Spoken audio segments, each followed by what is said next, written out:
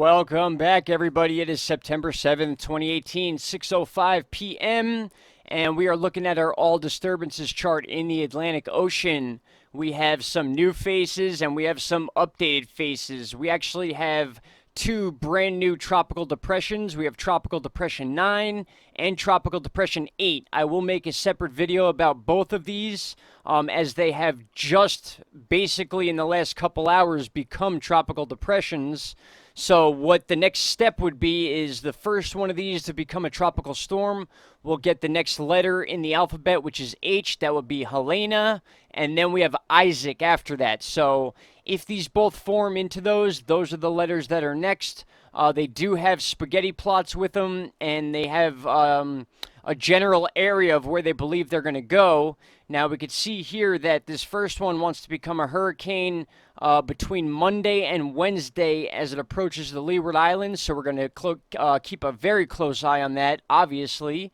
And then we have Tropical Depression 8, which wants to take more of a northern movement up into the middle of the Atlantic, kind of how Florence did when it started its travel from the west coast of Africa. Still, when you see these H's, they are projecting it to become a hurricane.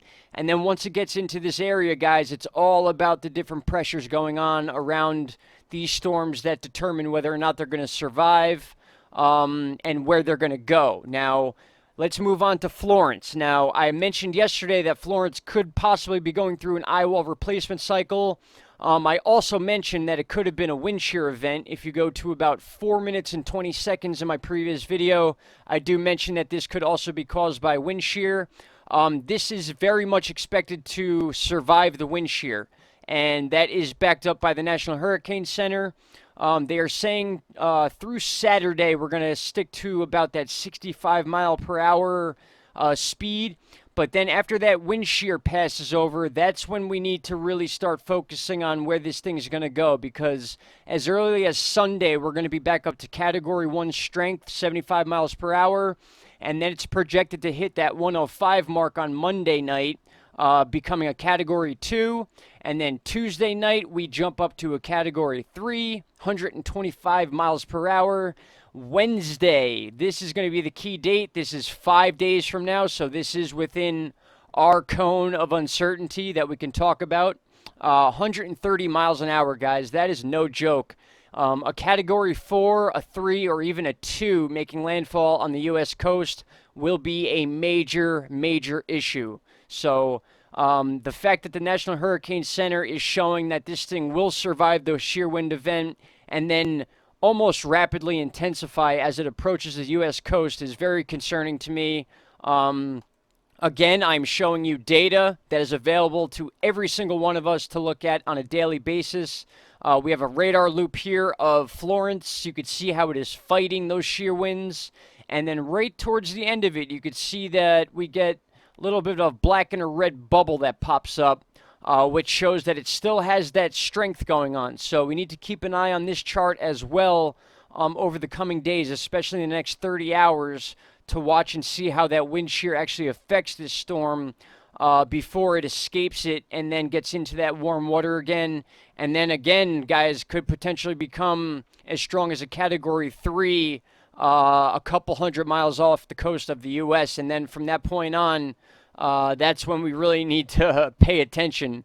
As far as spaghetti plots, guys, once again, these are getting tighter and tighter. Basically, every one of these models has this storm going west to northwest, right up into the east coast. Now, some of these have it coming a little bit lower down towards the Georgia, South Carolina area. And then we have North Carolina and Virginia very well much in those ranges of the spaghetti plots.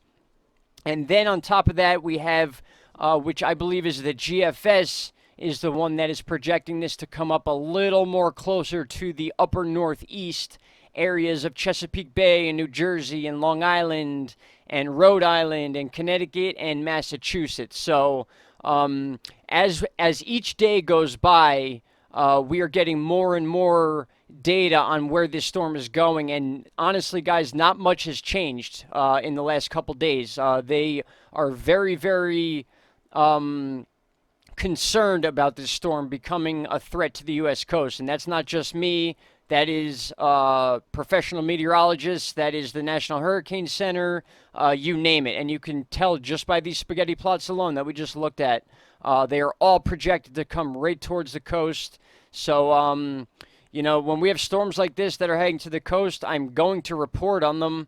And I don't care if it's 5 days out or it's 10 days out. If this thing is heading towards the U.S., you will be hearing from me. That much I promise. Now, on to tropical tidbits, because this is our favorite chart to look at. We're going to start with the GFS. Now, the current data for the GFS ends a little sooner. Now, I can backtrack a little bit to its previous set of data, which shows the storm weakening because of the shear winds, but then as you see, the pressure begins to drop as it exits those shear winds, and then it drops dramatically, guys. This is when we're in that category 3 stage, 130 miles an hour as of right now by September 12th, which is not that far off. Now, again, this was yesterday's projection, and yesterday's projection has it coming up right into the North Carolina-Virginia border, and then kind of wrapping into the states, hitting PA, hitting Delaware. We got New Jersey in there, all those northeast states. So that was as of yesterday. Now, the current one, like I said, doesn't have the full data available yet. We get to about this area here, but a very similar path. It's not showing much of a difference as far as where it wants to go. If anything, it might want to curve out in this direction, not so much making landfall, but skimming the states before it would be hooked out into the Atlantic. But again, if we look at the other charts, like the European model shows no such thing. The European model is still showing this thing making a direct landfall basically into South Carolina and North Carolina by September 13th. So, again, not much change going on in the last 3 days. So, finally, we will check out the Canadian model. And this is pretty similar to the Europeans, as it wants to make a landfall a little bit more south, it actually looks like. We want to go into the Georgia and South Carolina area. So that is why you're seeing these spaghetti plots all grouping together in one area and then spreading out between basically Georgia and basically the top of North Carolina. So they're picking a zone of where the storm is going to go. They just don't know exactly where within this area it's going to go. But as I said, each day that passes and each day that these spaghetti plots are pointing to these states, you can put more emphasis on the fact that that's actually what's going to happen. So for those of you that prepare in advance for these storms, I'm not telling you to buy anything or stock up on food or water. That is not what I do. I provide you the data that we have available at the time. And this is Ventus Sky. You could see the GFS also not showing much of a change. It is showing a landfall around the same area, just above South Carolina into the North Carolina and Virginia area. We are 10 meters off the ground, and we're showing well over 100-mile-an-hour winds with that said. So let's check out finally. Yes, this is the view I wanted. Sorry about that. Okay. It's hard to see with all this going on. You could barely see the states going on here. So just to tie it all together, as we move forward in time to current time, which is 200th frame right here, you could see that this is the disturbance they're talking about, that 20% disturbance that kind of popped up out of nowhere. And then we have Florence right here. And then we have those two tropical depressions that have been officially now called tropical depressions. So same concept as yesterday, guys. Not much has changed. We have two more tropical depressions coming right on the heels of Florence. So the data is the data, guys. We need to really understand that the reason we do this every day is so we could show these little changes and show the different ideas and different models and what they think is going to happen. And then as we approach any sort of land, whether it be a typhoon or a cyclone, when you see those spaghetti plots tighten together, that is when you need to start focusing on those areas that they're pointing to. And that happens to be the southern area of Georgia all the way up to Virginia. So that is what we are going to focus on. That is the latest data I have for you as of right now. I know a lot of people don't like looking at things after 5 days, but that's why I pulled this chart up right here. Wednesday is 5 days from now, and according to the National Hurricane Center, they project this thing to be a Category 4, 130 mile an hour winds by Wednesday night.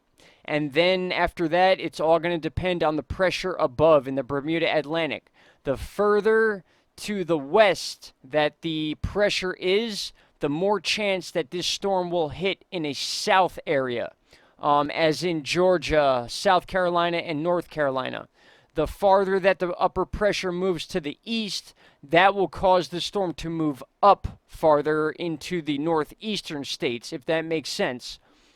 I do explain the Bermuda Atlantic pressure a lot, as that controls our storms. It's what steers the storms from the west coast of Africa either down towards the Leeward Islands or allows these storms to come up through the middle of the ocean.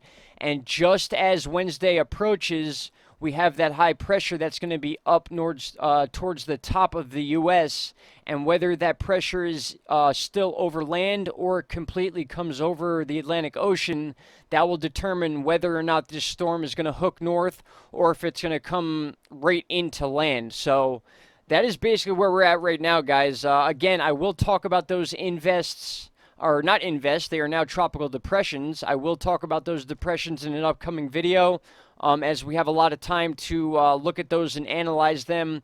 But Florence is another story. We have to really start focusing on Florence because when you see stuff like this, 130 mile an hour winds as a Category 4 storm this close to the U.S., that is cause for concern.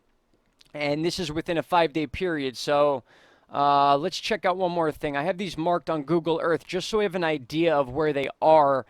This is Invest 94L. That is that 20% chance that just popped up out of nowhere. Here is Florence. Here is Invest 92L, which is actually a tropical depression now. And then we have Tropical Depression 8. So this is Tropical Depression 9, no longer Invest 92L. This is officially a tropical depression. So again, the next one that makes it to a tropical storm will get that name Helena, and then we are on to Isaac. So the Atlantic Ocean is ready to go. Florence will not be our only issue for the rest of this season, especially watching this tropical depression here as it wants to stay south and become a hurricane. That's where we saw storms like Irma and Maria do their thing. So when storms want to follow this warm water belt down here and stay below the pressure, that is very important to watch, because that's what determines whether or not we see a Gulf storm, or if the pressures allow it to come up north a little sooner, could be another East Coast storm. We just don't know. We're just too far out to tell at this point. But basically, the point of this video is to show you that we are very much active in the Atlantic Ocean. Not much has changed since yesterday or the day before. And if not much changes tomorrow, then we really, really need to start preparing for Florence, because it doesn't have many other places to go unless it makes some sort of dramatic hook way before getting to the east coast of the U.S. So, all right, guys. Sorry I had to make this quick, and sorry if I was jumping all over the place, but I have a few things I need to handle this evening, but I really need to get on here and update you guys on what's going on. So that's where we're at right now. So we will be back with more updates on Florence. I would like to do at least 2 to 3 videos a day, especially as Florence gets closer and closer, and as we see these spaghetti plots getting closer and closer. That's when it's really time to start focusing on who, what, and where this is going to happen. So, guys, I appreciate the patience once again. You guys are all wonderful. I appreciate all the comments in the previous video. You know, this is YouTube. It's a cutthroat area. A lot of people, a lot of channels, a lot of different opinions, but you know what? That's why I stick to data that is available to everybody for everybody to look at, and that's what I base my ideas on. I don't make predictions. I don't do any of that sort of stuff. I know I say that a lot, but Sometimes I feel like I need to repeat that so people understand that I'm not trying to scare anybody. I'm showing you exactly what the professionals are showing us, and that is by using these data charts that update frequently, and we have the technology to actually watch these storms in real time and see what's going on with them, and then we can prepare before having to be told by the TV when to prepare. So thank you guys so much for listening. If I can get another video out tonight, I absolutely will. If not, then tomorrow is another day for another update. And honestly, I do not see much changing, guys. So with that said, I will let you go. I hope everyone has a wonderful evening, and we will talk very soon. Have a great night, guys. Thank you so much. Bye-bye.